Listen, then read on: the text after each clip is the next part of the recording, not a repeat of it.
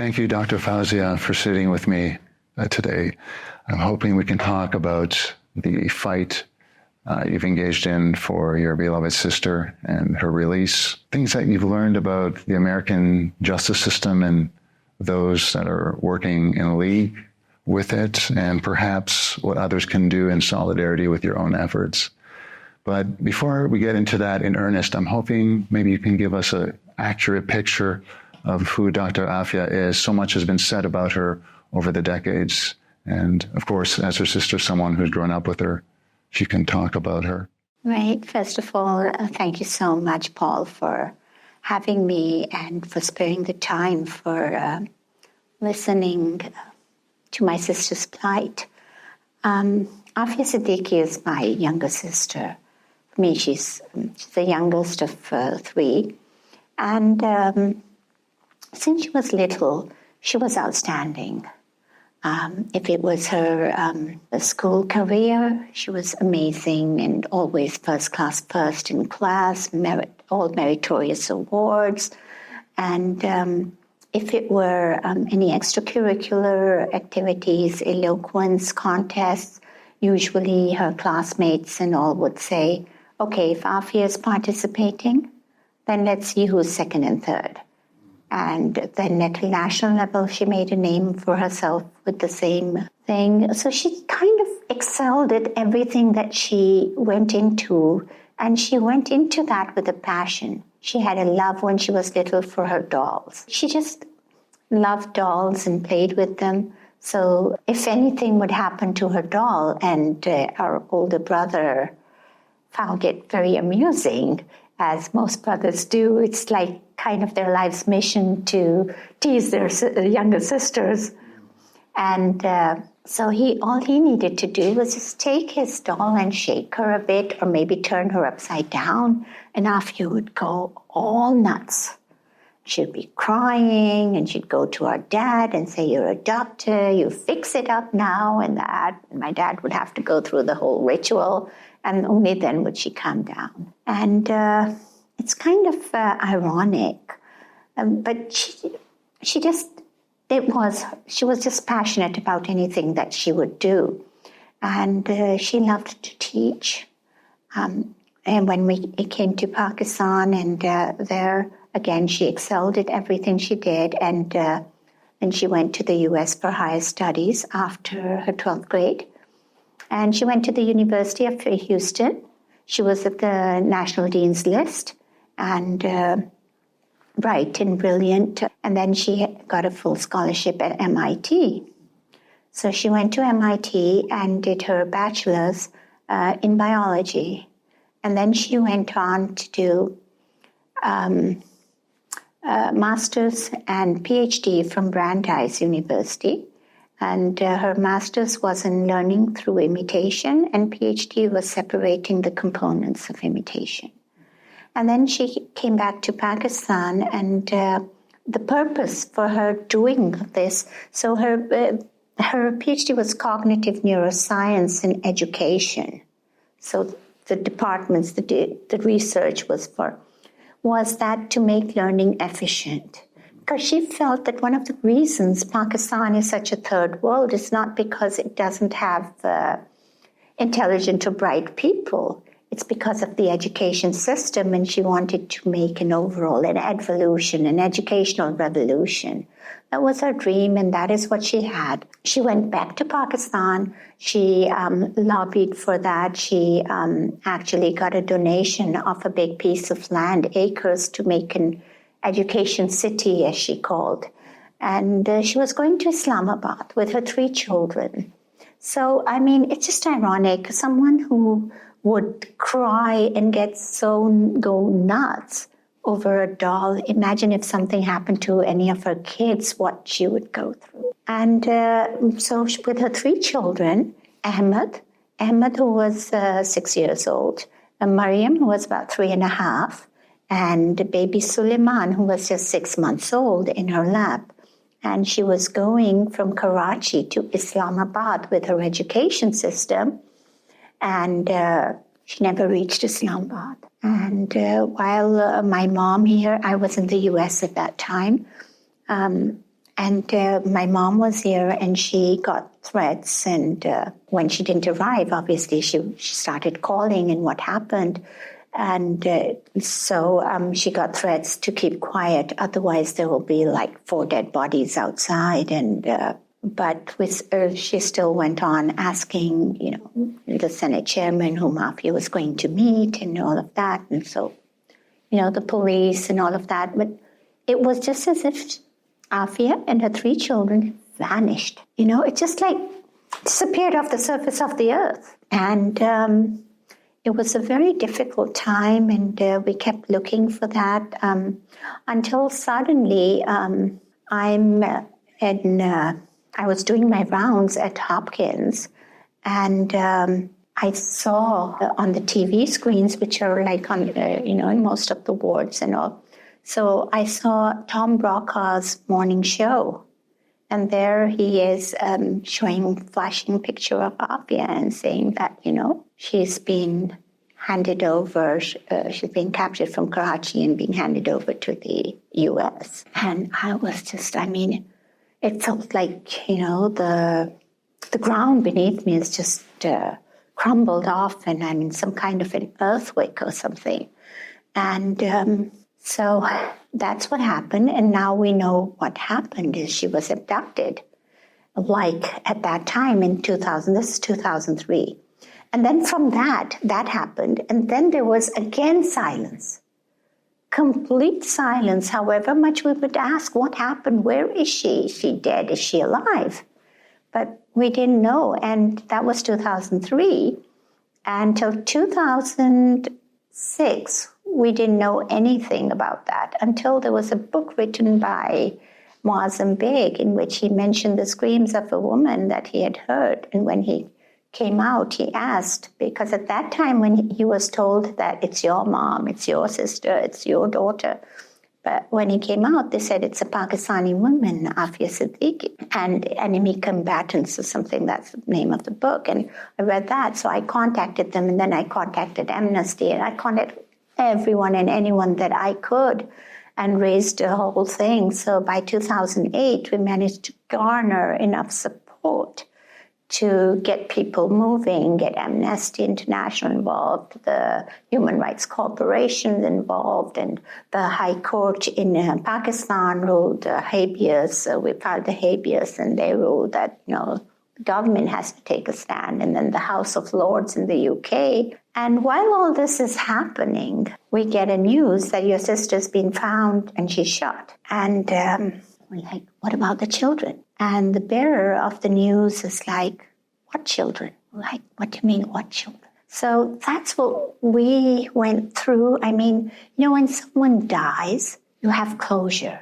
But not knowing, that was probably the worst thing, the most painful thing. And anyway, we then found out that she was abducted, and during the abduction, the children were separated from her, and she was taken to Bagram, and her daughter Mariam was taken away into and adopted into a Christian family thousands of miles away.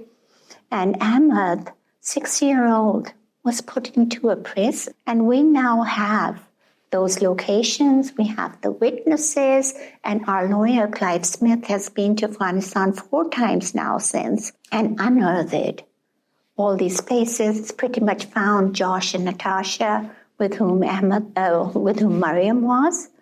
And because she mentioned the names, she knew who she was with, and she recalls a horrible time, and then, Natasha being good to her. So, but we've now found all of that, and it's just sad that and they're both U.S. citizens. They were born in the U.S. And how could U.S. make such a big blunder? I'm wondering, in the time of her disappearance, were you routinely interacting with government officials, and what were they telling you? So first they would deny that anything has happened. They said that, it must be a kidnapping, wait for a ransom call and things like that.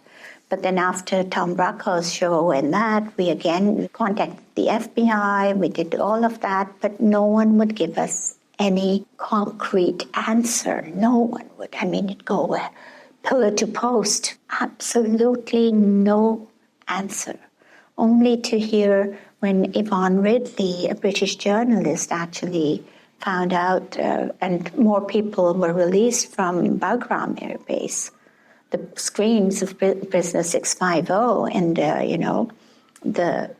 that there's a woman in Bagram, and now later Clyde Smith has actually found the secret underground torture chamber kind of where Afia was kept, and where a lot of the others, and he's got witnesses who shared the cell with her, and they talked to her, and the horrible tortures that they mention, it's just unbelievable. Because when I would be really, really upset and I'd cry with my friends would say to me, Fowzia, look at it this way. She's with the U.S. They have rights over there. She'll be taken care of, and her rights, no one will really hurt her. She'll just be in captivity, and don't get so emotional, and don't cry and that. And when I saw that picture released by Reuters of Afia slumped down from Afghanistan, and I was just I couldn't even recognize where's my sister at that time. And then when Yvonne Ridley says that, I was kept in much better condition when I was with the Taliban and captive of the Taliban. And it just struck to me that, I studied in the U.S., I worked in the U.S., I idolized the system, and I just did not want to believe that they could really do something so horrendous to someone as innocent as my sister, someone who was so passionate about life, who loved animals, little children, who volunteered with autistic children and with old women homes and old people's homes. She would do their chores in her free time. Whenever she's free from studying, she would volunteer. She would walk them, bathe them, get their groceries. Someone who would work for, cleaning up the city parks so the children have a better environment. Someone like her, the worst you can call her is probably a philanthropist, or maybe someone out of the Banks family. But the picture they take, if you Google Afia, I can't find Afia. It's full of innuendo and, all kinds of stories.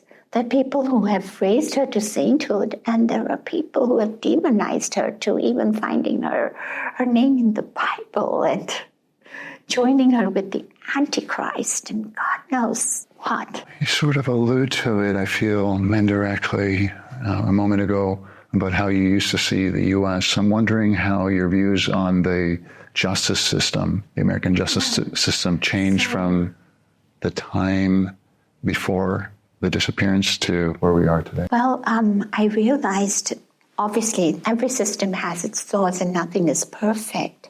But there was something so interesting about the U.S. judicial system that, one, lawyers are extremely expensive. And there's no way that any middle-class person could afford any of them. So you have to be extremely rich to get some justice. Otherwise, they would either force you into a deal, or then they would make sure you were guilty. And if anyone is colored or different from the general white American populace, they have a snowflake's chance in hell kind of thing to overcome the hurdles that are in that justice system. And it's the way it's designed. It's only that even the witnesses can only answer the questions that they are asked and cannot say anything further than that. And if they're not asked the right question, then, and if you don't have the caliber of a lawyer to ask that, there's no way you could ever really have a chance to prove your innocence in such a court, in such a system. And worse than that, what I found out was that it's easy to be sentenced and get into jail. But if later you find out that the sentencing was not right, or you have new evidence and things, it's very, very difficult to overturn that. There is no, even if it gets overturned, there's no mechanism to get the prisoner out. And that was shocking. But there are things now, and I mean, I'm glad that, my sister's plight and some other plights and all have brought that up. And so now they do have a little system of compassionate release, that if things are different or there's new evidence, you can put it in through there and you can file a motion and get those things and probably get release. So things are changing, hopefully for the better. But I mean, in the aftermaths of 9/11, it seemed that, and especially in a courthouse that's facing ground zero, the windows open to ground zero, and you have a jury that's coming from there looking at ground zero, and then, the way you picture the whole thing. And in Afia's case, I mean, she's not allowed to talk about her missing 5 years. Right? For 5 years, she's just locked up and tortured. I mean, my point is that torture, yes, there was a lot of torture. She was brutally, physically and mentally tortured. But the worst thing, what I feel is the worst form of human coercion, separating a mom from her children and children from their mom. I would have died just that moment. And I'm sure Aafia's soul died the minute her children were snatched away from her, the minute her baby was taken away from her. And what the witnesses say is that he was dropped. And that's the last anyone saw of him, in a pool of blood. But did someone pick him up? Did he survive? Is he alive? Is he not alive? I mean, just imagine what the mother would go through. I mean, I'm an aunt, and I can't talk about it. And it's been 20 years that I do, but I can't without bursting into tears. So imagine what the mother would feel. It's truly astonishing.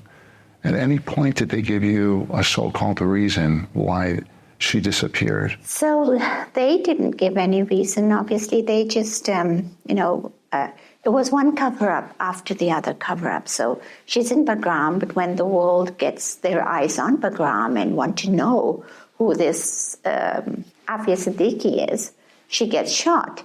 And then how does she get shot? I mean, she's in their custody, but she gets released apparently, and then she's sent to Ghazni, and with the person whose picture we have, but we haven't been able to locate that particular person, but that's the person who had talked to me back at that time in 2008 and told me that he had escorted her. He was told to escort her with a bag with Aafia's writings on how to kill a satellite. So the interesting thing is those writings are verbatim from a Discover magazine, which is only printed, and the magazine's being found.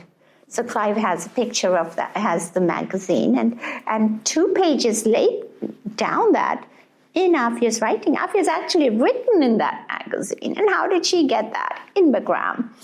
It's only printed in the US, and this is 2007, and the whole article. And Afia had been saying that all along in court, that these papers, they made me write. They said, "Is this your writing?" She said, "Yes, it is. They made me." They said, "They'll torture my children if I don't copy from this." So basically, they made her copy all these things from magazines and verbatim. It's the whole thing. And the magazine's there, and 2 pages down, there's Afia's writing on it, and verbatim. So it's very interesting the way the frame up and cover up. So they wanted Afia to look like a suicide bomber or someone who's like this big horrible terrorist, because when they found out, so the problem was, it seems like Afia's MIT came back to haunt her, because what the intelligence official who gave our lawyer some statements and others, but the statements that he shared with me were that he said that we assumed, so it was all an assumption, that she went to MIT, so she's a nuclear expert, a physicist, because it's an institute of technology. So it's kind of interesting that they actually, in their official things, in their intelligence reports, say she's a PhD from MIT when she isn't. And physics was never her subject. Her major was in biology as an undergrad, as a grad student, and astronomy. She was just fond of the stars. She just found it boring, so she didn't go further with it.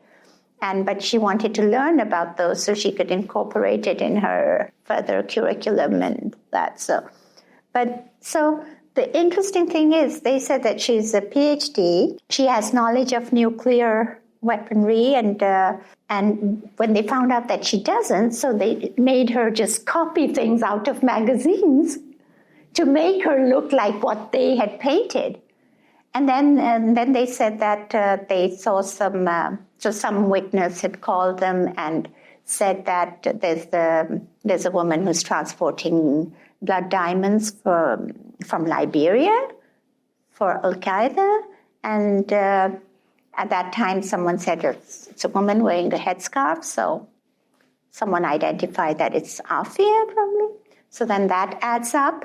And then that adds up. So then they go to KSN in Afghanistan while they're waterboarding him, and him being an Arab. It's just ironic because Afia is at that time, it was a very unique name. Not many people named it wasn't like a name for people, but it has a meaning. It has a very significance in Islam. So when the Prophet was asked by his wife Aisha that, if I were to ask just for one thing from God, what would that be? And the Prophet had said, ask for Afia, which means peace and serenity. That's what Afia means, peace and serenity. And the poor Afia, she's in the worst. And maybe she's still at peace just because. So he was being an Arab and of Arab origin. Every time he's being waterboarded, he's calling for Afia, for the peace and serenity, and poor Afia gets caught into that. Wow, she must be really close to him. And then they find out, so this group of FBI agents go and they do that, and when you talk about, so now there was a specific date where they were placing Afia in a particular place where she was all that time in Bagram, in a secret prison, and at that very date, this is in 2001, not in Bagram, sorry, she was in Boston, 2001. This is before the kidnapping, when they say that she was doing the smuggling for. So that specific date, she was having a scan at Boston General Hospital. And the scan's there, the date's there, it's Afia's scan, it's Afia, and the whole thing is there. So you couldn't have a more airtight alibi. So, and then, even then, about 15 FBI agents had gone, and they cleared her, and they said, no, this was just a farce, and they just did it to get money and that, and there was nothing like this. There was no blood diamond deal or anything. But despite that, the media continued to carry that story just because it looked sinister, and this is this highly educated Muslim woman, so they found it interesting to keep painting her. And then the abduction, then KSM does that, and they just link the dots, and all this happens. And then she's released. So what we found out was that when they released her, they called the office in Ghazni, the police office, the TSM office, the governor's place. So they called them and said, there's a suicide bomber dressed as a woman in a chador and coming with a teenage boy. And then they had Ahmed join, Afia's son, join her. And said that we're releasing you. So they told Afia, we're releasing you. This is Ahmed, and you'll get Mariam when you get there to Ghazni. She gets out, and there they said that this is a suicide bomber, and just shoot her on sight. So there is 40 armed people waiting to shoot her on sight, but she doesn't go there. She hears the call for prayer, the adhan, and she kind of goes to the mosque. Now, and she sits there and she says, I'm going to wait here for my daughter. And a woman sitting outside the mosque in war zone Afghanistan isn't like, so there was this tailor, Muhammadi, and he could speak Urdu, so he talked to her and said, come to my place and that. But we have his statement as well, and then we have a lot of witnesses, because this is outside the mosque at the prayer time, so there were so many witnesses to this. And when they found out, the 40 armed people, that the woman's there, they all came there and grabbed her, and, they were going to just shoot her there. But thanks to Muhammadi, he came in between, and he said that, look, she's an unarmed woman, and she's not even Afghani, she's Pakistani. And so they pulled off her chador, and she didn't have anything. And so the boy had this jacket on, and this is what Ahmadi said, that it was a jacket and it was all loaded. And when they pulled the jacket, it had fruit in it. So they had just put fruit to make it look like a suicide. They said there were just apples and pomegranates, big ones like the Kabul ones. And and that's all there was. And there was no bag. There was just a little change in her hand, and that's it. There was no bag, nothing. But there was this guy whose picture we have, and that, which everyone identified, he's the one who handed the bag to those people. And they just dragged Afia and took her. So, and then there are lots of witnesses now that have come forward, and I think it's more easier now because half these people were also in Gitmo, and, What I feel one of the reasons that the story is so upsetting is because, as you were sort of detailing earlier, Afia was on this very promising trajectory. She was such a compassionate person. She was bringing so much value into the world, into the United States where she was. Yet, this happens. She's robbed of her freedom. So there's this element that's so bizarre about, taking away someone who's not only innocent, but also who's contributing so much to your own society. I mean, she was trying to make a difference where it was needed most, in the darkest corners of the world where education was needed. And poor thing, so when she gets there, they realize that, she isn't what they say she is. So so now we have the statements that they called and asked that if the mission's been accomplished, and when they were told. So that's when the Americans came. And when Afia heard American voices, she kind of looked out, and one of the soldiers just picked up his gun and just shot her cold blood right there and then. And then when they realized, she's an unarmed woman, and realized that she's still alive. So one of the Afghans did CPR, and, that she's still, so they just grabbed her, and then they said, what do we do? So then starts another cover-up. So then they say that, she snatched one of our M4 rifles, opened the safety latch, and fired. Then we fired in self-defense. The only thing is there was no gunshot residue on Afia's hands. There were no fingerprints on the rifle. There were no shots fired. There were no bullet holes anywhere. There was no shell casing of an M4 anywhere, just the pistol. And yet, Afia is found guilty. And the ironic thing is, in the court case, they're showing a picture with 2 bullet holes, and they say that the entire burst of the M4 rifle, they just converged into a trajectory and went into these 2 holes. But we couldn't find anything anywhere.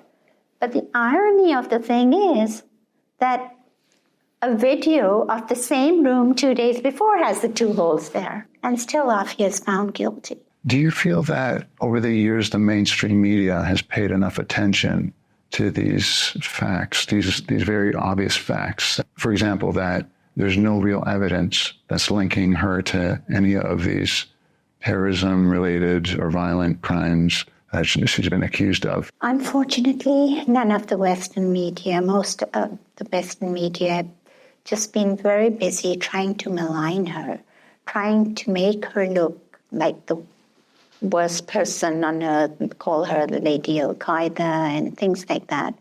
It is very painful to see that. And especially, what hurts is that when I personally know this, and all the people who know, like, our lawyers who have done the research, the investigations and that, it makes you distrust even the truth that they're going to say.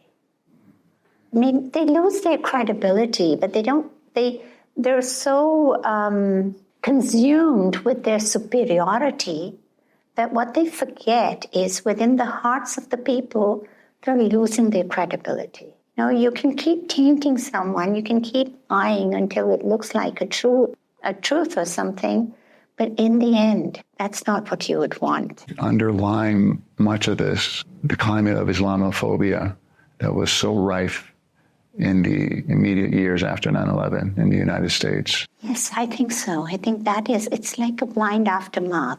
And that is unfortunately what has happened with Afia. And Afia probably, hers is probably the most grotesque of all of them because it involves 2 American citizen children. I mean, in their blind hatred for someone, they forget their own. And how can someone do that?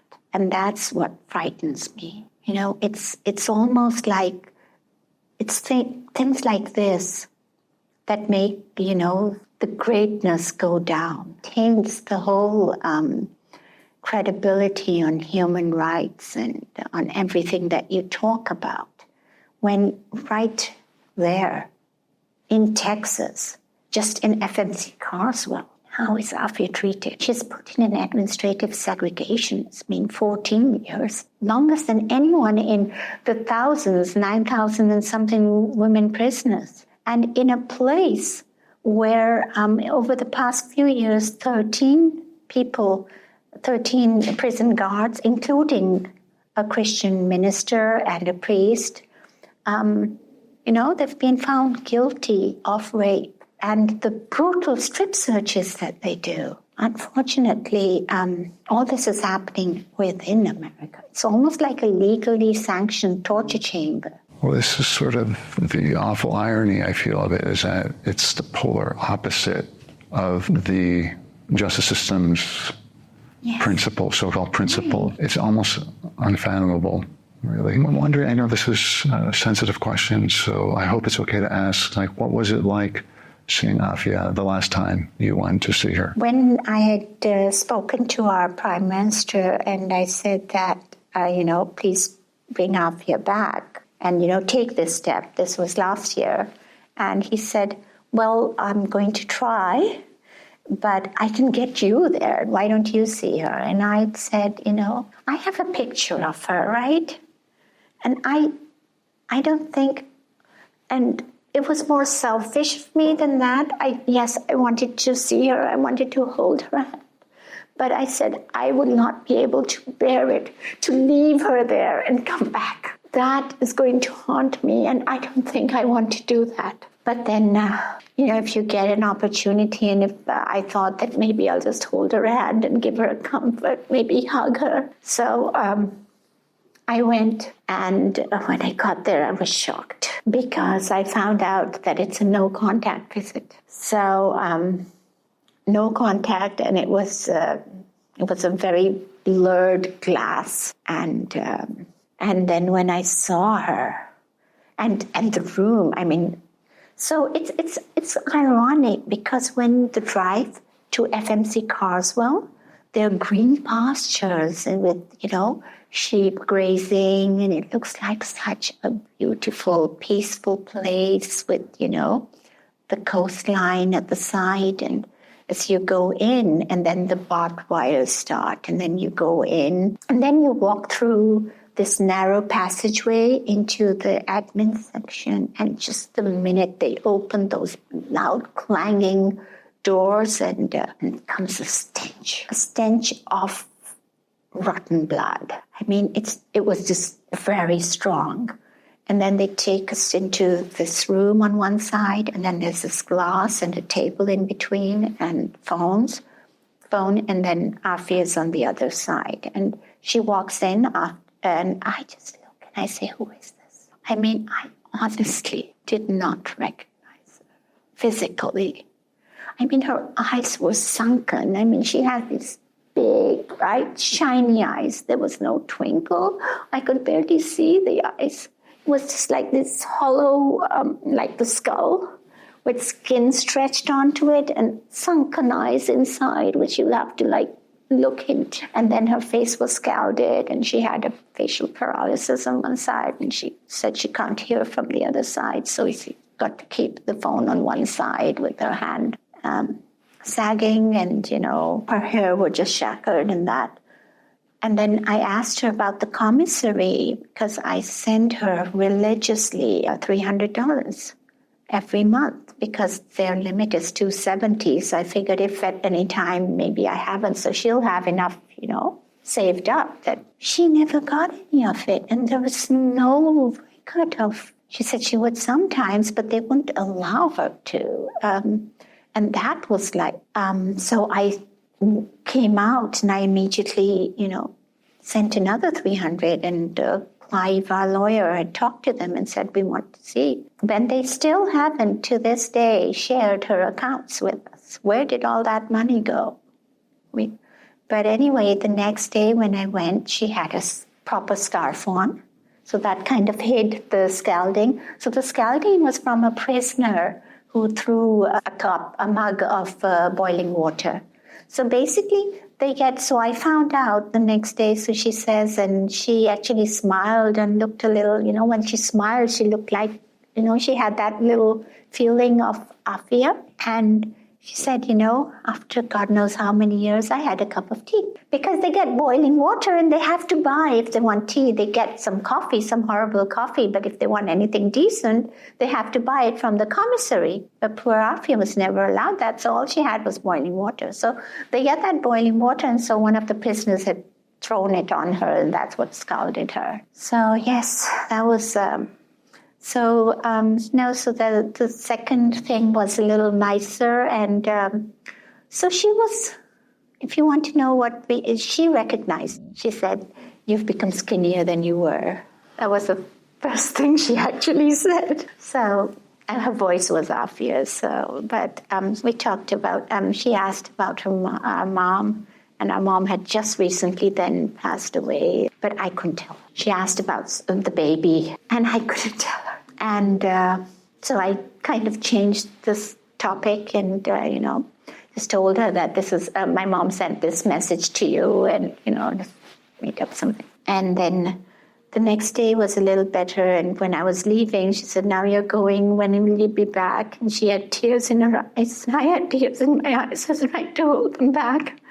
And she says, can you get a Thomas the Tank Engine for Ahmed? After all, I told her that he's in medical school. At that time, he was in final year, about to graduate. Now he's graduated. And Mariam's also in medical school, but she was frozen in time. And she said, make sure you get something nice for the baby. Is he drinking milk okay? And then she says, and get a pretty dress, frilly dress for Mariam. She loves those from me. And I left her. And I came back. Trying to get on with life. And that's just the most difficult thing. So sorry. Fal, you're still fighting. You're still fighting for her freedom, and I'm wondering what others can do to join you specifically in solidarity, so people are collectively going in the right path. Oh, I'm grateful for the millions of people who have come out to the streets and who have done so much, and to the people of Pakistan who have owned her as the daughter of the nation, as their own daughter, and more recently to our Prime Minister, who has owned her as a citizen of Pakistan and has acknowledged that her life is in danger and that he feels he must intervene. And he has written a letter of clemency on humanitarian grounds for Afia to President Biden, and we have a clemency petition already filed with the Office of the Pardon Attorney, and we hope that the world and anyone listening would join into that and would send letters to the White House supporting the clemency petition and appealing to President Biden's sense of humanity and mercy, and to pardon Afia, which usually U.S. presidents tend to do after the elections are over. And I hope that he does that. He too has suffered, and I'm sure realizes what loss means. I mean, he's lost two of his children, and it must be very painful. And I hope that he feels the compassion and he does the right thing and let Afia go. She's in desperate need of rehabilitation. There's so much I feel just hearing you speak that's unresolved, so much that's unresolved. It's difficult to think of how to even end a conversation like this. I'm wondering, it's been so illuminating yet so troubling what you've shared with us. I'm wondering, Dr. Fowzia, if you have thoughts or observations that you'd like to leave the audience with. I just want to thank you and thank all the people who have supported us thus far. And though it took almost 15 years, we finally do have a Prime Minister of Pakistan. I mean, actually, officially, in writing, standing up for Afia. Verbally, they've all called her the daughter of the nation. And they've all, gained lots of votes on Afia. So I'm really grateful for that, because that means a lot to us, but that's not enough, and we need to take this further. We need to give it, that letter and our clemency petition, this boost that it needs to get to President Biden and get his attention. And if everyone would go to the Afia Movement website and just click on the barcode, and they could go to Afia Movement. It's Afia with a double A, but to the Instagram, Facebook, YouTube. So it's everywhere, and all they need to do is just go on the barcode and just click, and the website, the White House petition will open, and they just need to either write a few sentences or just sign the letter that's already there. And we hope that it will make a difference, and we hope that Afia, as her name suggests, peace and serenity, her release hopefully brings much-needed peace and serenity around the world, and maybe it's just locked up name, and it seems like even peace is locked up. So I'm hoping that one good thing sometimes brings a lot of good things along with it. It's like... I hope, at least, I know it's idealistic of me to think that, but everyone always said that, I'm fighting a losing battle or that, but we got one step ahead. So, and I am very grateful to our lawyer, Clive Smith, who's doing all this pro bono, which is amazing, in all his trips to Afghanistan, where he found out so much that I can now tell you with utmost confidence. I kind of knew a lot of things, but now I have sworn statements. I have a lot of things, and there's a lot of things that he hasn't even shared with me. And hope, for us, it's not about revenge. For us, honestly, do you think that taking away 20 years of our life will give us justice? Is there any justice? Will Afia's children get their childhood with their mother back? Will Afia get her 20 years back? So there's no justice. But this is more about, correcting a wrong and, making sure that there's no other Afia that happens.